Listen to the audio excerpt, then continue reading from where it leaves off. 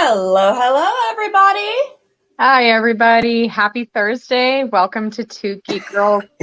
Woo. Thank you so much for joining us while poor Alyssa dies. dies. Don't I die. see we're on the same page. Yes. If we don't have a technical problem, we have health problems. It's always one or the other. No, until like yesterday, like we got someone out to cut the grass yesterday, but because whenever you cut the grass, it also releases all the pollen from the grass. Yes. I have been slowly dying because of that. But it needed to be done. Like I understand. Yeah, we just had ours done after a while, and did we get, I never give people shit for not cutting their own lawn anymore because equipment is expensive. Oh yeah. I'm like, no, I have a big ass lawn. I'm not. Yeah, no, like it takes a lot of time to do our lawn. Like we've got 3 times the lawn you guys do. Yeah, you do. If not more. Yeah, you do. Yeah, you got a much bigger lot than we do. That is true. And I'm considering it big because now it's my like moving from a townhome to, or like that, like moving up to, then you realize like, ooh, I could throw the whole tennis ball down there. So yeah. Yep. I completely understand. It's like 1.5 acres or something like that here, or maybe more, because not all of it is actually like grassy. Like a good portion of it is also like forest back behind the house. Because like I accidentally I was looking for something for like taxes for my opa, and came across like the original survey for where the property line is, and I was like, this goes a lot further back than I even realized. Yeah, until you actually do the survey, there's mysteries unless it's like a normal neighborhood. So how are you doing this week, Lissa? What's going on? I'm doing well. So I am getting ready for Gen Con and everything. Apparently, one of my events is almost full up. Another one, my friend, the Low Level Adventure, has offered to buy all the tickets for, so we can do a giveaway, so people will come to that one, because he bought a ticket for himself and his friend to be at my table for that. Of course, Baby DM is the one that has the table that's almost full up already. It's like, yes, I'm the one with the least amount of experience. Oh no. Though I think I recognize some of the names because I'm pretty sure some of them are like TikTok friends or fans. Okay. I mean, yeah. Because I put like $30 into promoting the, hey, here's my events. You guys should come see me at Gen Con. Come to my tables. It's gonna be awesome. Let's see. Yeah, the fans want the thing is, like, the one that is almost full up is the one that's like the 9 a.m. one. And I'm like, I am going to need copious amounts of Red Bull because the night before I've got a party I know if I'm going to for a fact already. Or you thought you were going to sleep. Like, no. You got to plan for it. You got to plan for just powering through and like a 20-minute power nap every once in a while, like every 16 hours or so. And then you're good. Then you're good. The last, it was a gaming convention, but I was helping with a horror film because they wanted to start streaming over into films. And so companies were combined, like a lot of the indie film companies not only do fan films or small adaptations of smaller video games officially, but they also, these are the same companies. Blood Rain. They bowl. Good. Okay. Yeah. I'm fine. Because those companies are also considered more of the B level and independent level, when you're not dealing with like upper gross, super China funded video game adaptations, you're dealing with on a much smaller scale. When you go to the conventions, you're going to run into our company was also promoting horror. It's also promoting the B movie horror and especially international horror. And that was Blair Bathory's company I was helping with. So of course, Monster was one of the sponsors, and you could just walk over to their booth, and it was like the 3 or 4 new flavors like this size. Big. It's like obscenely large. And of course, it has like 200 grams of sugar or something in it, and it's the whole. It's death in a can. But oh my god, were they good! I tried this new one. So this is like one of the gamer ones. Okay, it's Juju. Okay. It's not bad. It's got sucralose in it instead of sugar. Which I mean, most of the ones that are powder form, anything, use sucralose. It's like, hey, it's sugar free, and I'm like, I want my sugar. You're probably better off with the sugar. Depending on the ingredient, you're probably better off with the sugar. I've been able to find a couple that have stevia or monk fruit replacement, which doesn't phase me as much as sugar does. But monk fruit I like. Yeah. Stevia has a weird aftertaste to me. Yeah, not good for everybody. Totally understand. It does taste different. And I've used it in cooking, and I find that monk fruit works a lot better. But anyway, much better. Y'all don't come for recipes. That's fine. Yes, Donnie, you're right. New trailers came out today. Let's see. I'm reading Donnie Pearson. So I'm talking about new trailers. Diary of a Future President. You didn't come for recipes? I did. Well, but I've got I could go off on that. Obviously my first loves were like anything from Lord of the Rings and then Studio Ghibli inspired cooking books. So that we could absolutely go through that forever. So hey. Yes, so I still need to watch the trailer for that. There's quite a few trailers that came out.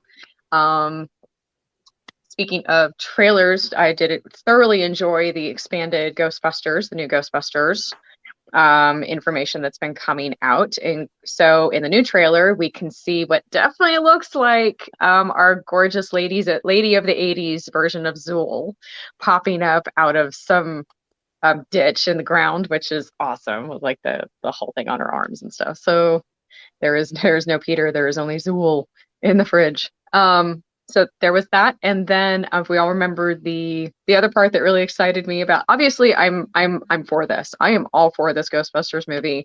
This looks like fun. I love the grassroots feel to it. I feel like this could be a great combination of what we expect from films today. If you're looking at what long running shows like the Winchesters have gotten ghosts dead on, like you had, like the Supernatural, I feel have elevated this campy feel of horror to the next level. Something that, without the jump scare style of a ghost. And that it was I feel like a lot of people didn't like the reboot of Ghostbusters because of the fact that they did try to continue with the whole campy, and they treated the first two movies like they didn't exist. Yep. Like if you're gonna use the title like Ghostbusters, you just need to be like continue on with it. It's got to be a continuation, and when you're coming out of like the 80s into the early 90s, you're dealing with a different feel to campy horror. And this feels like a good combination, including, if we all remember, the Terror Dogs, Rick Moranis. Oh my God, best terror dog ever. That's what they were called, in case you're wondering. It was the Gatekeeper and the Keymaster. Yep. Now they have a new terror dog. It's Terror Dog on steroids. Oh, lovely. A biped. So it looks like a Terror Dog Minotaur, kind of in the way that it walks. Okay. And it's called a Sentinel Terror Dog. Okay. Sorry. Alec just came home. And I am here for this. I want this statue. I want this terror dog. This is awesome. All the more indication that we're getting Zool back. We're going back to the beginning. I think they've already spoiled the statue. So let's share screen. I'm sure they have. I'm sure they have. Is that what you're talking about? That's the one. This is the brand new terror dog. So this is what it looks like we're getting. We're getting 6 figurines. So it looks like the 3 kids, the 3 OG, and then a terror dog. Which that makes sense. See, that the way they're doing it with the passing of the torch this way is so much better. Yeah. Like this is what they should have done to begin with. Yes. And you could have mixed everything up before, and you could have still done a sequel, done another movie in New York City. You absolutely could have. But I'm here for this. There's something about Ghostbusters that made it an essence of pop culture as much as it was, and I'm hoping, I'm hopeful. I'm excited. Well, and I don't have an issue with an all-female cast for a Ghostbusters movie. The issue I had with it was, a bunch of the plot stuff and how they decided to go about it. It was a good movie. All female cast is neither here nor there any more than all male cast would be. It's neither here nor there. It all comes down to, again, the details of the movie. And also, it's my understanding that they really didn't have much of an actual plot storyline. They basically were like, hey, you're a bunch of SNL actors. Let's throw you in front of the camera and have you make jokes for 3 hours, and then whatever we we'll keep in the movie. Yeah. There's a little okay. I mean, that's fine if you do some guided little bits like that, where it's okay, here's 30 minutes to an hour of you making jokes in regards to this scene. It's one thing if that's the case. It's another thing if that's the entire movie. Yeah. Very, very few Saturday Night Live skits make good. Will Slimer return? Yes. Given that Slimer has been in all of the movies. Slimer is in it. And the cartoon. Slimer is in the new trailer. There is a Slimer. He looks very different. They're trying to use if you want to get technical, it's a new color palette and everything that means, which means also new tone. It's grittier, but still holding on to that arm came out of the ditch, and I'm like, oh, that's Lady of the 80s Duel. That's her, because it's the bubble things that were on her arm and the veins that she had. So yes, Slimer is in it. Okay, yeah, yep. Okay, so this is the new Slimer. Let's So that's our new Slimer, guys. Yeah. So it's more of a grayish blue color palette, which is fine. I mean, I don't know if that's okay, no, that is for Afterlife. Okay. All right. Yep. But yeah. So we are getting a new color palette for Slimer, which, I mean, okay, I get it. It all depends. Yeah. I mean, I think that this Slimer is supposed to be a combination of puppetry and computer generated. I think it's what it looked like right there, which is kind of what Slimer was to begin with. So that makes sense. That's and see, that's what I like to see. The part of the issue that people had with the last one reboot was that everything was purely CGI. And don't get me wrong, CGI is great. But CGI is best when you combine it with practical effects. Yeah. Marvel goes out of its way, as an example, to use actors' puppetry in scenes during filming that they don't technically have to. Technically, they wouldn't have to use as much. They wouldn't have to. It's literally just meant to help the other actors and create a little different motion in some, which they end up using, of course. But again, it's well, yeah. Also, another thing is I think Marvel learned the lesson that the Star Wars pre-trilogy didn't know yet. Because if you look at episodes 1 through 3, what was the issue that most people had? Yeah. That they weren't acting to something, they were acting to a green screen. Which is all fine and dandy, but the only one who really was able to do anything with it was Ewan McGregor. And that's saying something, because even he didn't do the best. he gave a great performance. Out of everyone on those movies, he gave the best performance. But even to him, he had an issue. Oh, it's definitely an issue, especially if you have to do it, God forbid, 20 times. Just yeah. See, CGI should accentuate the special effect, not be the whole thing. And overused is the mistake Marvel made with the Hulk movies. Yeah. And obviously, like, the Hulk is a character that you kind of really should do CGI with, no matter what. But mocap technology has definitely helped with making that a lot better. Yep. Nope. Yep. Bad Batch is doing its thing still. I gotta finish that. I gotta finish the ones that are out. I'm a couple. I do too. I can't say anything. I wanted to do a quick shout out. Our local town here, Monroe, Georgia, has an Olympian competing this year. Oh, do you? She went to Monroe High School. She went to Kentucky for college, and she is a track and field. She competed in the 100 meter. Her name is Javianne Oliver. And I just wanted to do a shout out that you never know where someone's going to come from. But here she's from. I think there's actually multiple Olympians from Georgia, aren't there? There are. And there was another athlete who was in the running but didn't qualify by like that much. So, but made it into the trials, made it into the Olympic trials. Oh, there is actually a list. Let's see. Georgia Olympians and Paralympic. Oh no, that's all time.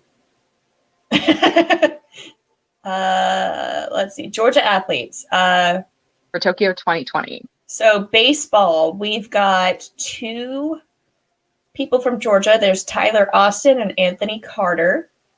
Basketball, we have Alicia Gray. Gymnastics, we have Brody Malone. For shooting, there are 3. There's Vincent Hancock, Henry Leverett, and Jackson Leverett. Okay, so two brothers. Cool. Soccer, Jane Campbell, Kelly O'Hara. Wait, she's from Fayetteville. She's yours. Yeah, she's mine. And then Emily Sonnet.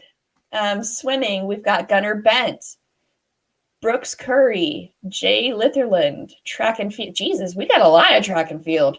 Yeah. Elijah Godwin, Daniel Howe, Javier Oliver, Daniel Roberts, Kenny Selman, and Kendall Williams. It was Javianne. Excuse me. Javianne. Yeah. Javier. Right. Yep. And then weightlifting, we have Jordan Dela Cruz. Ta-da! Go Georgia. Mm-hmm. That's a lot. Let's see.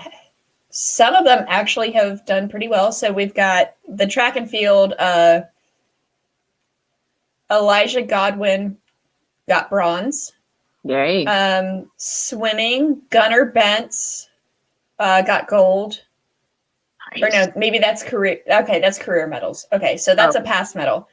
Brooks Curry got a gold in swimming this year. Jay Litherland got a silver in Tokyo. Soccer, all 3 of these ladies got a bronze team. So yeah, the U.S. soccer team got bronze. Shooting, Vincent Hancock got gold. Basketball, Tokyo medals. So Alicia Gray got gold, and our baseball team didn't get anything. And obviously, this is still ongoing, depending on what sport everyone is doing. Yes. Because some of these haven't gone yet. Because I don't know that weightlifting has gone yet. No. Because I know they were doing wrestling today. Practice. The javelin event, otherwise known as target practice. Yes. Especially if you are the Ice King. Esri, you little dirt, you opened my door all the way. And a quick announcement, just in case you didn't catch it, Suicide Squad on HBO Max is on, I believe, right now. Yeah. Or about to be. I think I'm trying to remember, it's like 7 p.m. Eastern Standard Time, I think. It gets released on HBO Max. It's being released early. So, there's your Suicide Squad ready to go, like right now. So grab your popcorn, but don't leave us until 7:30 just to be sure. Just checking. Yes. There you go. They're hoping for, give or take, a $30 million return this weekend, not including streaming. That's just for their box office. So we shall see how that goes. Speaking of DC, we have official interviews with Jim Lee, who's still the creative director for DC Comics. I believe that's the official title, who has nothing but praise for Jason Kilar, I'm saying that right, who is the Warner Media CEO currently in charge. He wants to make it clear that he believes, as a long-term editor, publisher, creator, artist involved with DC, that he has all of the confidence with the new CEO, new-ish CEO. So there you go. I respect Jim Lee. I respect his knowledge. I've been fortunate enough to be for a few of his talks, and among other things, he knows like every muscle in the human body, as explained by his drawing. So there you go. Oh, this is what I was just telling Lissa. So The Boys season 3 is filming currently in Toronto, and a little while ago, President Barack Obama tweeted out that he has become a huge fan of The Boys. In response, the official The Boys Twitter account sent him a birthday present. And he gets a few behind the scenes, I don't want to say it's behind the scenes shots that they sent him while they were filming. And they also gave him some real dish on details coming in the next season. Not enough to spoil it for him, but enough for him to know more than basically everybody else. So yes, there you go. Oh, let's see. Alum is out of the gate first tonight. Oh, what happened? Wait, did we lose Olive? Olive. Olive? How did they go? There you go. And in the last of DC news, they are going forward with their Super Pets project. And I'm curious if you guys have a favorite. It's Super Pets. So you have to think about all DC characters. Doesn't just have to be like Superman pet character, but any animal that's been associated with any DC character. What's your favorite? Because there have been a lot. I'm curious. Let's see. It's actually a good question. Because the only one I know is Crypto and what is it, Batman's dog? Ace. But there's Titus now too. There is Bat Cow. Streaky was Supergirl's cat. She also had a horse named Comet. Isis was Catwoman's cat. Bud and Lou are the hyenas. There's a lot. And then Ivy has her plants, which are like borderline animals. They're borderline animals. I would count Ivy's plants as because they're actually like sentient. Yeah. Let's see, there's the Super Canine Patrol agents from I love it. No, they were erased from continuity in Crisis on Infinite Earths, apparently. Coco the space monkey. Comet the super horse. There's a motherfucking super horse. That's mine. That was mine. Comet is mine. Yes. Oh my god. Yes. Well, in the comics, that got really weird. It turned out the horse was like in love with Supergirl, and I was a little out of it. So we don't really bring up Comet very often. Streaky the super cat. That's mine. Ampersand. Capuchin Monkey of York Brown from Why the Last Man, from DC's Vertigo imprint. Imagine a world where all the men died from a mysterious disease. Alex read the Matthew, book. There you go. Matthew the Raven, another Vertigo one from Sandman series. Yeah, I remember that one. Gleek. Oh, okay. So Gleek was the Wonder Twins pet. God, it's been forever since I've seen the Wonder Twins on anything. When was the last time they were even like actually shown?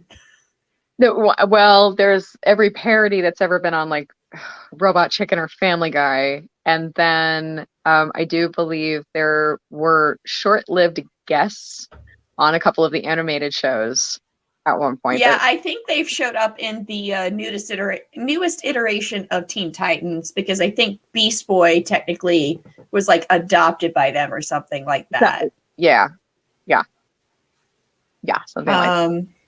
Then of course Crypto. Yes.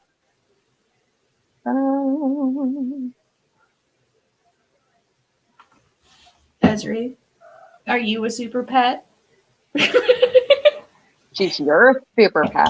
Are you my super pet? Come here, baby. Yes.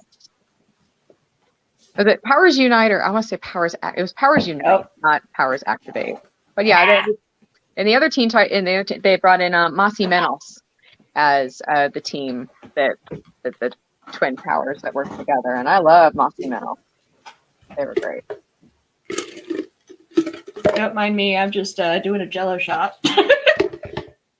You know, this is episode 100, guys. Oh no! Happy 100th episode. This is our 100th episode. Oh, here, sweetie. I moved that. Here, speaking of itty bitty. No, see, Jim, I prefer the typo. Wonder Twins Powers Unit. There you go. There she is. There's a super itty. There's an itty bitty. Hi. She loves the puppies, but obviously gets a bit overwhelmed. I have ordered her the little, she's getting a little super. Oh, hi, Alec. I see you in the chat. This is Bobby Brown makeup. Don't lick it. This is expensive shit. It's expensive. Don't eat mommy's makeup. Huh. Oh, I can hear the puppies downstairs, but that's okay. Hi. Come here. Oh, it's okay. It's okay. Ah! Okay, go see daddy. Go see daddy. Go see daddy. That's right. Go get daddy. Go get daddy. Go get daddy. Yeah, go get him. Get another dog, he said. She'll be so cute, he said. Oh, I mean, you guys now have another bunny too. So. Again, I never said a word. I've never said one word about keeping any of these pets. I just want to make that clear. Never said a word. Never said a word. Never said, can we keep them? Those words never passed my lips once. Not once. Nope. Literally, Alec just walked into the bedroom one day and is like, so I guess we're keeping the rabbit, aren't we? And I'm like, It's up to you. It's up to you. Yes. Oh, Yes, that's Alec. No, everything. I commissioned art for one of my D&D characters. What did you get? Woohoo! That's Sarlize. That's the one I play on Windermere Falls. Oh, She's so pretty. I love it. that is awesome. That is awesome. It's the first time I've actually commissioned art of one of my characters. Like the pictures of Semyaza I have, like, that's fan art. That's fan art. But like there was an artist on Instagram that one of my friends was like, hey, go check them out. They need like emergency funds to get their dog spayed and get a dental done. Yay. Always because that's expensive. So I was like, hey, very art. very yeah. No. Awesome. That's a good one. Well, here you go. The 1980s classic Labyrinth is coming back to theaters for its anniversary in September. Y'all wanted to see in September? I think it's going to be mid-September if I'm remembering right. I have to double check. Here we go.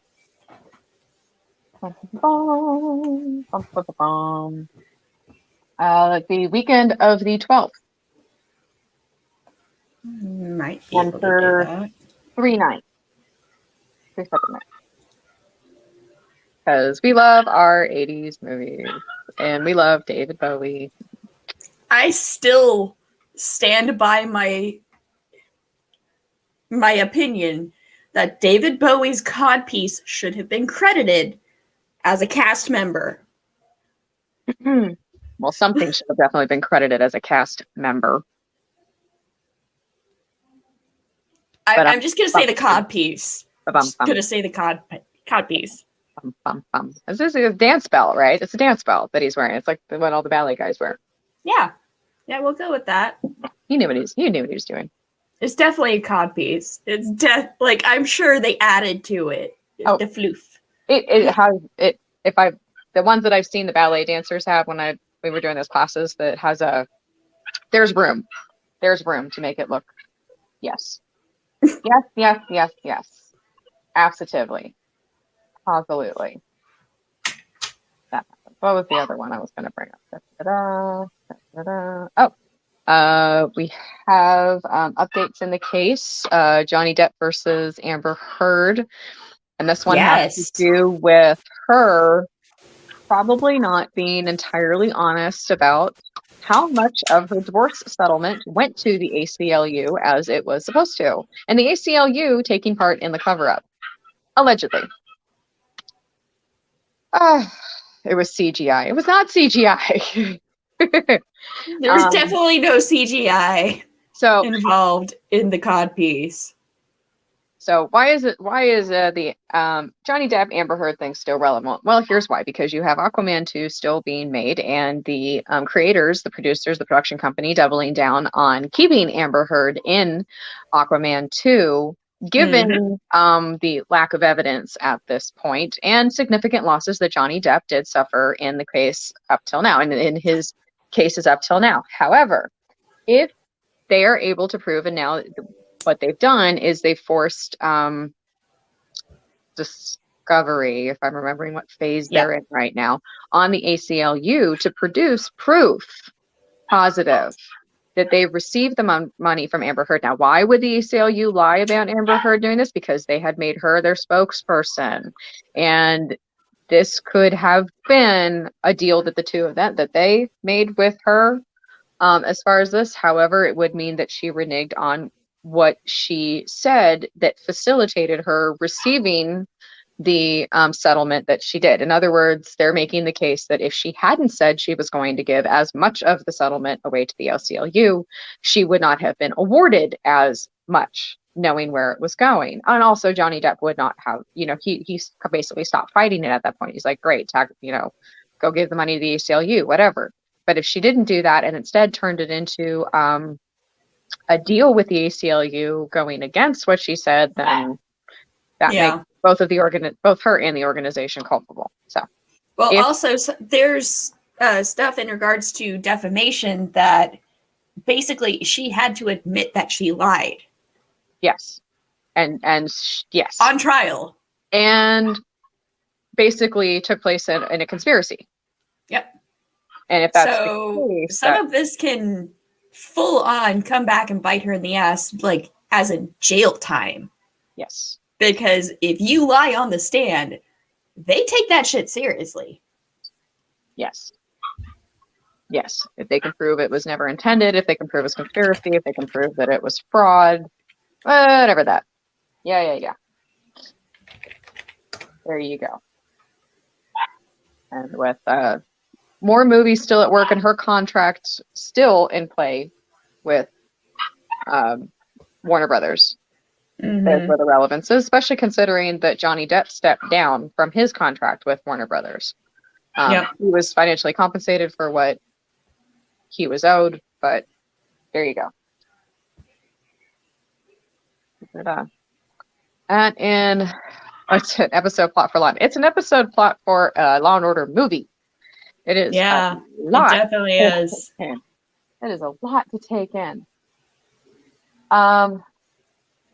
Yeah, so in January, her attorney said that while Amber Heard had made some, I have a hair in my mouth, some limited payments, she hadn't fulfilled her pledge to donate $7 million. She cites financial reasons, insisting Heard still intends to contribute all the money eventually. Keyword, eventually. She made it seem as though she was going to donate all that money in one go from that settlement, specifically. Right, that's what this settlement was for. Not a loan, but now. Yeah. Yep. Also puts some of the blame on Depp's lawsuit against Heard, though Depp didn't file the suit against Heard until nearly 3 years after the divorce. Right. Yeah. The other thing... And a lot of people think that because they signed a prenup before they even got married. Good. So a lot of people have come to the realization that a lot of this might have been just so that she could get some of Johnny Depp's money at all. Right. If the prenup had cut her out or would just given her basic whatever. Now, bear in mind, it's not like she doesn't have her own money. It's not like she didn't have her own career. She didn't have Johnny Depp money, and she didn't have her ex-boyfriend Elon Musk's money, but she had her own. She had a new contract. She had new films. I mean, her star glowed brighter especially after marrying Johnny Depp. So, yep. But it did.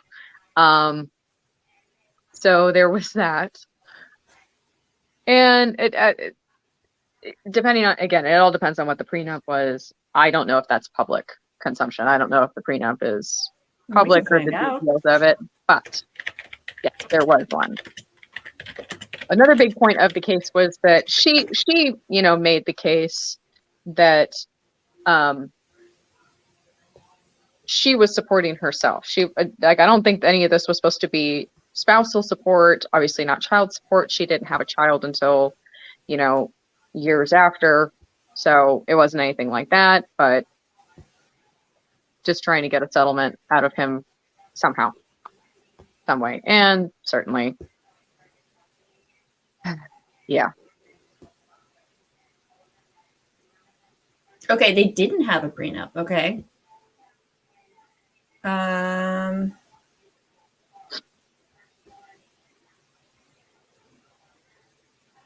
Let's see. I'm wondering if they had a post-nuptial. Maybe. That's another option. I mean, again, I've always believed that Johnny Depp was.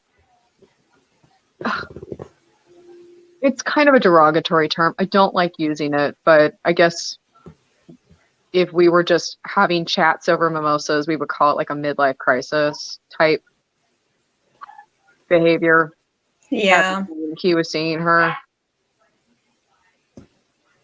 Yeah, I mean, hadn't his mother just died too when they started? A lot had happened. He'd been married to, what is her name? The wife he had before. They've been together a very long time. I don't think they ever actually got married. The one that he had Lily Rose Depp with? Yeah, they had 2 kids together or 3 kids together? 2, I think. Okay. I think he has a daughter and a son with her. Vanessa Paradis. Yeah, they never got married, I don't think. Probably not. I think it was just a very long-term relationship. It was. And he was very responsible during that time. Yeah. And very much, a father and a husband and a hardworking actor. Yeah, okay, so they do have 2 children together. They have Jack Depp and Lily Rose Depp. Yeah. That was never mind, you had Maloney. I go with Maloney every time. That's just me. But let's see, Lily Rose is how old? Okay, she was born on my birthday in 1999. So she is literally 7 years younger than I am. So she's 22.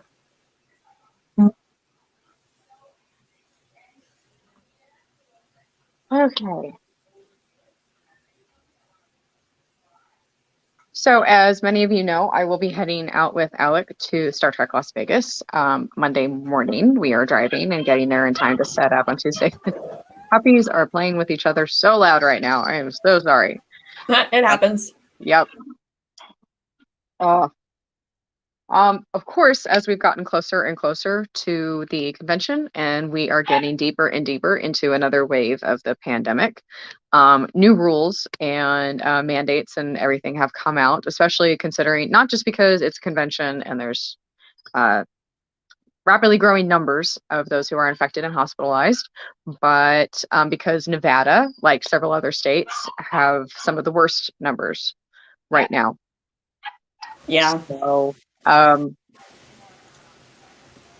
mask mandates, really trying to make it so people stay far apart. They're having to cut down on the capacity in the hotels, shut down at least how many of the restaurants are going to work. So Las Vegas went from open for business to not so much fairly quickly.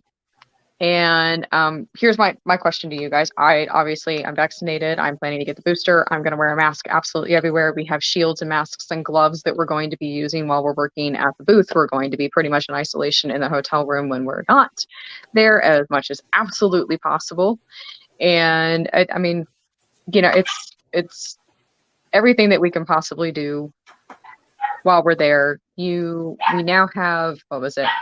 There are some places where you have to show that you are vaccinated before you can step foot in there. You can't go there. If you have a medical release for the vaccine, if you're immunocompromised, you're an organ donor, something like that, you have to have all the PPE on you for your safety and others. So as we were all getting excited for conventions, we knew that there would be certain rules. We knew there would be certain things to happen. It seems to be kind of a toss-up of people deciding to go or not to go. And not politics, it's not a political thing, it's a health thing, whether you want to wear a mask or not. The question really is that with all the new rules, with the surge in the cases, with how much more dangerous and more contagious this Delta variant really seems to be. Well, there's also now the Lambda variant as well. And Delta Plus. I'm not meaning to laugh, but yeah. So the question is, the rules are a must. So here, let's ask our audience. Do you guys think that this is enough? A lot of factors go into the investment behind, for the same reason restaurants and places are opting to stay open, but they're happy to follow the rules. They're happy to have PPE. They're happy to cut down on capacity. If it means that they can stay open, they're happy to have masks and put up the shields and have more outdoor dining, whatever it is to stay open as safe as possible, just as we're planning to go to Vegas as safe as possible. We're not hearing, several people have dropped out. A lot of people, some people are international. They've had to, they can't come to the country anymore. Yeah. No, my friend Sarah wanted to come to Dragon Con and she can't. She had to give up her room because she's in Germany. The borders are closed. Oh yeah, no, you're not allowed in and out. And if you have to travel for particular business or you have to do like a 2-week quarantine, generally on both sides. And so, wear your damn mask. Get your damn vaccine if you can. Yeah. So the question is this enough? How are some of you feeling about, does this make you feel at a certain point, does it become too much a risk? I'm always curious, because I like to think of myself as fairly logical. I do understand the risks that I'm taking on. I don't have any kids. I'm fairly healthy otherwise. I've done everything possible. I have no problem isolating away from everybody else. I'm probably gonna stay away from my mom for 2 weeks after we come back, all of that, and she's been vaccinated too, but doesn't matter. She's 70. All of these things I'm doing, but obviously there are people with, different family members. They've got kids. There's also there's a lot of planning. So in some cases we're working it. So there's a lot of investment Yeah. that we've put into this. And yeah, sample more science. You would be amazed. You would be amazed at some of the conversations that have taken place. As yeah, we would certainly hope that there'd be respecting of science and experts, but no. I know a few people who don't fall under that. No, you would be amazed how many people are going to the Star Trek convention and pissed off that they have to wear a mask. Yeah. Absolutely livid about it. It's a trampling of their rights. No, it's not. They are the convention is a private company. It's a luxury. It's a luxury. Eating at a restaurant, going to a convention, vacation in Las Vegas is a luxury. Okay, the people here. There was a TikTok that I came across that was by a doctor, who was basically saying it pisses him off to see the people who are saying the "my body, my choice" with the vaccine, because they do still have that right, but these companies that have put the mask mandates and showing that you've been vaccinated, those kind of mandates, it is also their right again to do that. You are not you do not have to, as you say, partake in these luxuries. Yeah, it's you're again what's going around right now. You're confusing inconvenience with oppression. Yep. And literally the comparisons to like, oh, it's the Gestapo, oh, it's the Nazi Germany, oh, it's like, you need to shut up. It's not.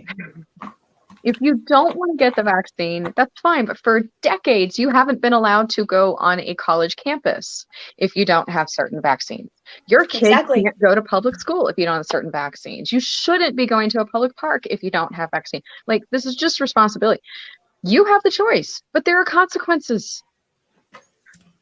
Because you're an adult, and that's how life works. Yep. Okay. Just like they're like, yes, you do have freedom of speech. However, freedom of speech only extends so far as the government. It does not, as you said, take away the consequences of said speech if, for example, it makes the company you work for look bad. Yeah. They have, if you went public with something, you accepted the consequences. Yep. Again, you're not oppressed. You're entitled. There's a difference. Yeah. See, Olive, you're right. Yeah. Like before Delta, like less than a third of the state of those eligible to be vaccinated were vaccinated here in Georgia. Something like that. Something like that. It wasn't hot. Yeah. It wasn't. We were having horrible vaccination rates. That's why, like, they're putting like incentives behind people getting the vaccines. Like, hey, here's $100. Here's a gift card to, I don't know, like Wendy's. Terrible example, but lottery ticket, something. Yeah. Something. Like they're giving incentives for people to go get vaccinated now. And it's wonderful to me that places like Fox News and everything, now that their constituents are the ones that are primarily being hit by these strains because they told them not to go get vaccinated. Yep. Now they've changed their tune. When it was Democrat areas that were being hit by it, they were using a totally different rhetoric than they are now. Yes. Pre-existing conditions, the elderly, immunocompromised minorities were the ones predominantly hit with this virus now. Now it's hitting perfectly healthy people in their 30s and 40s.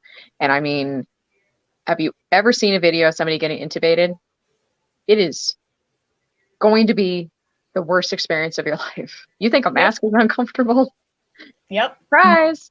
You got, and now just to give you that 6 degrees of separation, but it's not even 6 degrees. I've got somebody at work whose kid is going through, it's the, everything you got to do before school starts. It's like all the they're getting the emails, the supplies they need to buy, the scheduling. Yep. And come to find out that one of the classmates is not going to be starting school with them because both of the parents are in the ICU because they didn't get vaccinated. I was And listening to the radio earlier, and this one family, the husband and wife, their intention the entire time was to eventually get the vaccine, but they hadn't yet because they were trying to wait to see like what kind of side effects people were having from it, just to be abundantly cautious. Well, excuse me, not husband and wife. It was technically fiancés. Like they do have like a 17-year-old, but were engaged. So he was in the hospital and went downhill really fast. They were doing compressions on him for 30 minutes. The doctor pulled the fiancée aside and told her, you need to call his mother. She's the next of kin. Mm-hmm. And he has passed away. And she came forward as like, look, get the vaccine. Don't wait. Because it's kind of like not worth it.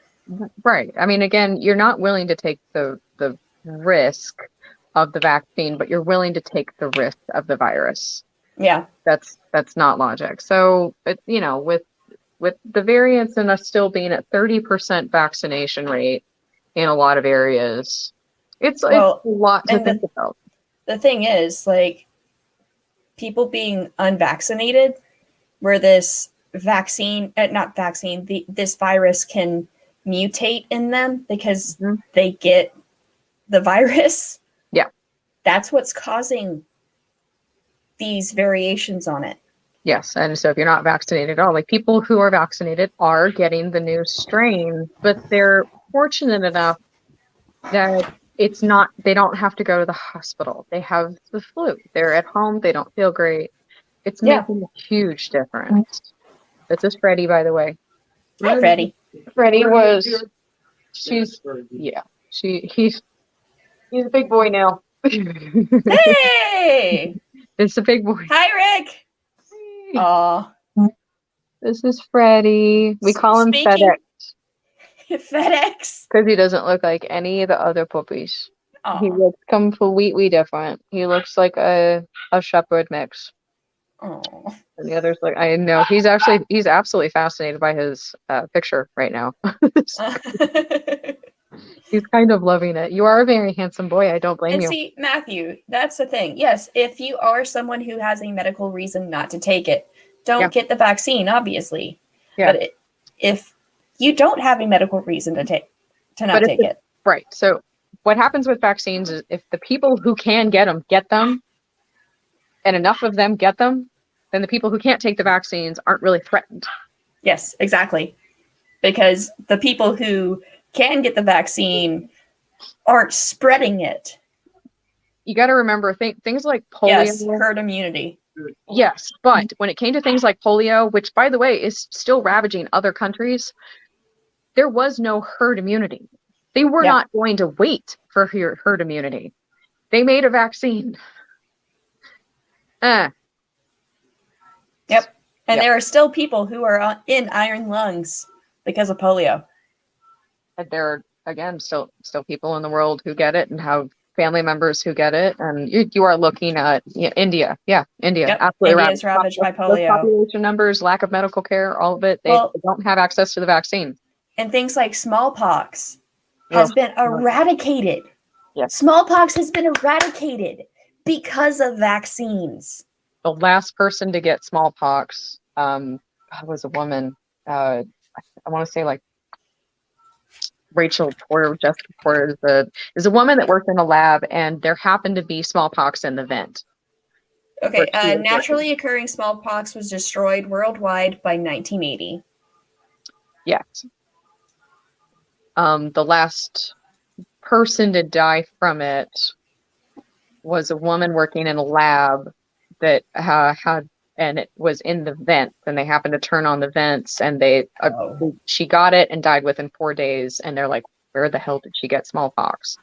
Sure enough, there are relatively only 4 labs, I think, left in the world that have a sample of smallpox, but there you go.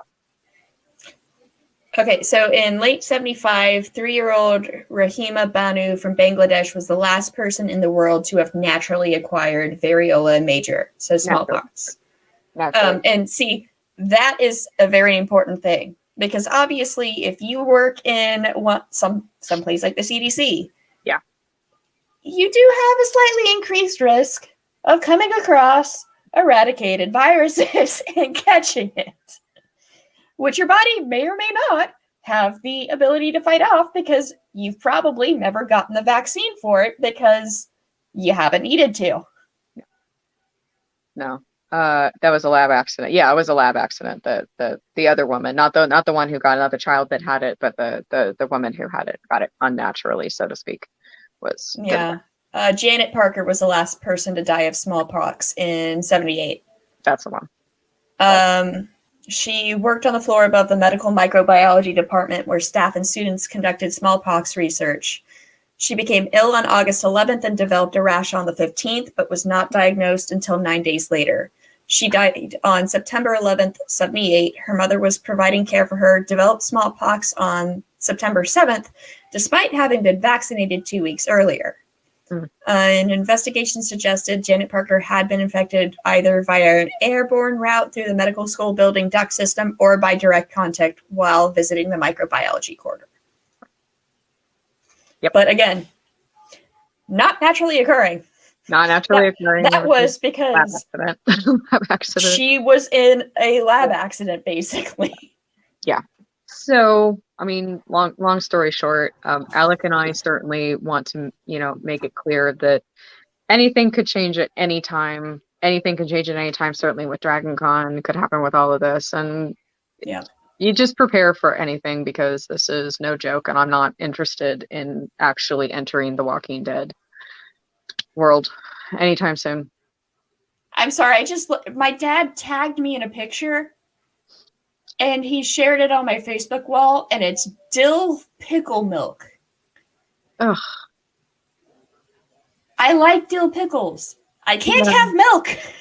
Right. Dad, you know I'm non-dairy. I know. They had the dill pickle ice cream, and I'm like, but it's not, it's still the lactose. So yeah. Yeah. No. Dad. It's like my favorite subject in school was Shakespeare, and my least favorite was geography. I can't pull up. I can do geometry, not geography. Two totally different things, but still visual. Other way around for me. Yeah, I cannot do geography for anything. I have no sense of direction, nothing whatsoever. I've accepted this about myself. It's okay. However, I remember being in a it was this. They're not called trivia things, but they're when you're in the you're either in the debate team or you're in this team, and it's like the trivia team, or you go to competitions. I can't remember. I was in neither. I was on Mod UN. Okay. There's some sort of team that you had to be on. It was another traveling team. Like there was debate, there was like math, there was. I think it is just called trivia. It might be, but I think it had a different. But yeah, it's basically trivia. You basically go around and compete for trivia. This is what I did. I went to Shakespeare competitions, and I did trivia, and the final category, I was nominated to be the person to go head to head for the final one. Shakespeare geography. Literally Shakespeare geography. Quiz bowl. Yes, it was quiz bowl. That's it. And it's just trivia. It's just random trivia. It's like being on Jeopardy, but don't answer in the form of a question. That's all it is. And literally the last category was Shakespeare geography. And I died a little in that moment. I really did. I'm sorry. I died. My little ghost just floated up outside of my head like a cartoon. How did you crash a Mod UN, Olive? I don't, and it's not that I'm questioning that you did it. I'm questioning how anyone would notice. Unless there were only like 3 people in the seat. You were number 4. I'm just saying. It's the model you in. I'm just saying.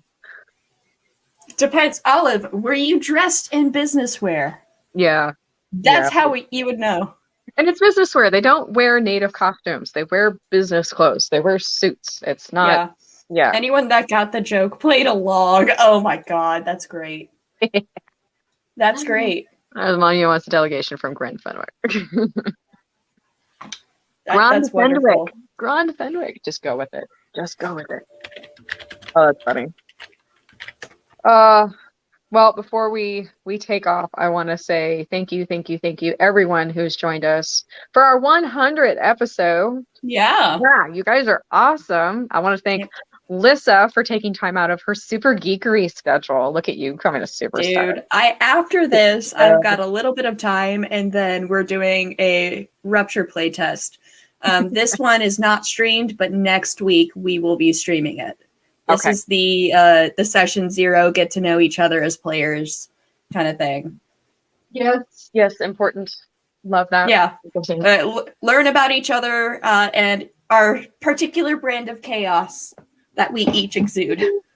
Yes, I love this. I love this dress, especially since it used to be tight on me and now it's not. Nice. Yeah, working on it. Got cosplay coming up no matter what. No more body paint this year. I don't got time for it, but I'll figure out something. That's okay. As someone who mostly does characters who are body painted. It's a lot of work. It's time consuming and it isn't comfortable after 3 hours. 2 fucking hours to get into my tiefling body paint. For my last body paint. But again, this is literally just the base coat. It's not and then contouring and everything on my face. Right. Oh, and my boobs. Yes, you got to do the shading. You've got to do the shading of the titties. Gotta love it when they paint my abs. Just paint the abs on. I still have on my flare. I don't, but that's okay. Please. I got 2 on the top. I've only got the 2 on the top, but I'm working on that. But yes, I wanted to thank you again, everybody, for joining us. Thank you for all of your wonderful comments. Thank you for joining in the conversation, letting us rant, letting us just catch up once a week because we can.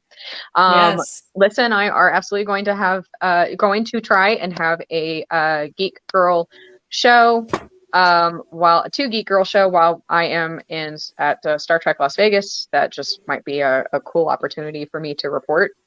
During Star Trek Las Vegas. I will likely have her background. Voila. Feel free to add. Feel free. I never turn the lights on anymore. It's, I know it, but yeah, you can feel free. Have fun. It's all good. You know me. I'm chill. The carpet will be vacuumed, so it'll be nice and soft, and you'll just have our dogs. The puppies will be gone by then. So okay. You'll be good. We're trying to make everything. I'll be streaming from your couch, playing video games. Yes, we got everything all set for you. And lots of factor meals in the fridge. So I need to double check some of the because a fair amount of those had white wine in them. Okay, yes. Thank God the ingredients are on the box because yep. But there's other liquor in the cabinet too. So have fun. Don't forget you can catch Lissa everywhere at Geek Girl Lissa. Absolutely everywhere. Anywhere that there's a screen, anywhere she can type, that's where she is. Yep. And my link tree is in the description for the many projects that I am on because obviously I work for Rupture RPG now. That's who I am going to Gen Con with.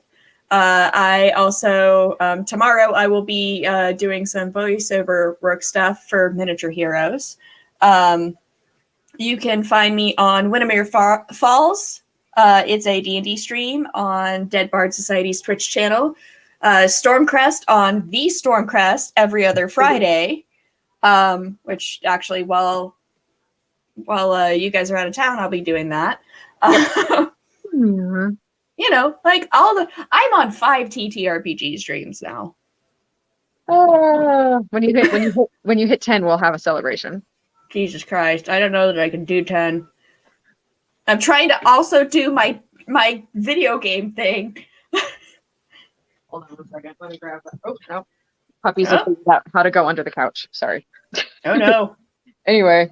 But yeah, live long and prosper, guys. And thank you for taking time out of your day. We love you so very much. And we'll see you guys next time. Bye. Bye.